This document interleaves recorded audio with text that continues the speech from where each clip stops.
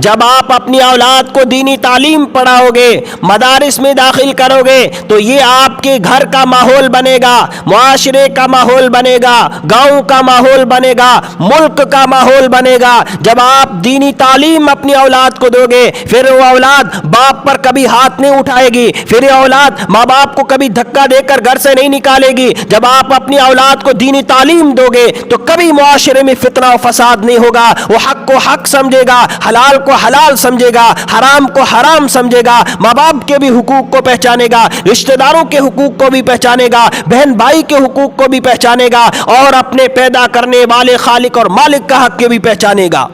جب آپ دینی تعلیم دو گے، جب آپ نے بچپن ہی سے ان کو بکریوں کے پیچھے اور ان کو کھیت کے کاموں میں لگا دیا، پھر آپ یہ بھول جاؤ کہ وہ اللہ کے حق کو تو کیا ماں باپ کے حقوق کو بھی نہیں پہچانتا، بھائی بہن کے حقوق کو بھی نہیں پہچانتا، جانوروں کی طرح زندگی گزار رہا ہوتا ہے، حرام کو حلال سمجھ کر اور حلال کو حرام سمجھ کر رہا ہوتا ہے۔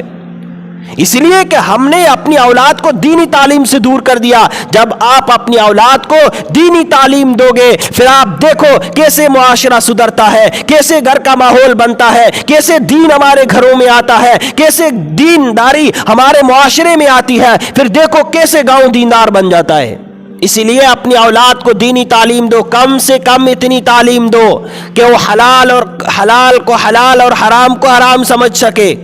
ویڈیو کے نیچے سبسکرائب کے بٹن پہ کلک کریں، بیل کے آئیکن پہ کلک کیجئے تاکہ ہر نئی ویڈیو کی نوٹیفیکیشن آپ کو مل جائے۔